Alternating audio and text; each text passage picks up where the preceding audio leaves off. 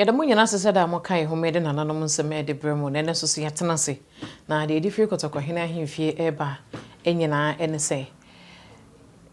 Yero Santahene bra wone boko empanyufo ekosase ma ene mamprusifo etena se na de ekoso ewo mo ho fa ahensem ho na afen so ye ekuru boko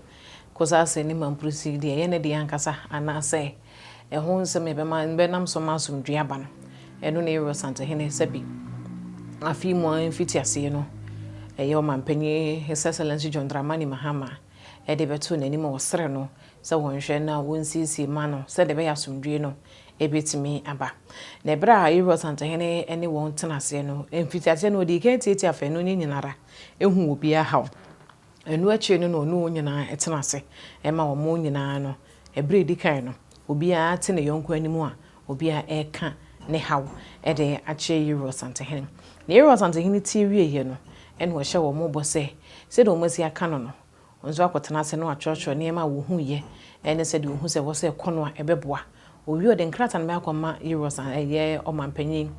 His Excellency John Dramani Mahama na afei so no wode na no atoso na boa na ogu ahoboa so wo boa no ho ne de obesere kosase ne mamprusifo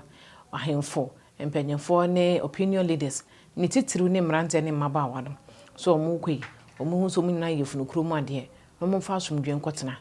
kopem se ensem no ebefire omampanyi ho ede aba na bra nsem ne beto abonten no anase Yero Santahene ni wo hia ye no mehu se nkrofo no mu bi wo abonten wo mo kan nsem bi di afa ho se Yero Santahene entimi amfa na no anto so se wei ene wadi bi manase wei ne wadi fo anase wa anye ho bibisa na ye kamea nsasa dodo no wan mediation na ne ye ka no asa ne brofo no eso sen wo mo enti won enti ase de ekoso wo boko no ena ye mampanyi Mahama pese wo hunu de ekoso pa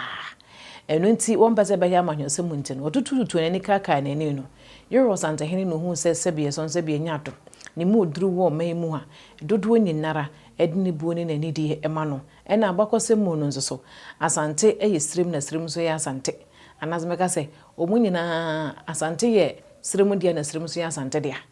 enamo niema hodo ne abakose mu enti no endo ze Yero Santahene tenase na se wuti afanu no nyina ensemo a enye no chese wo bebu aka se we ne di bi manase we ne di fo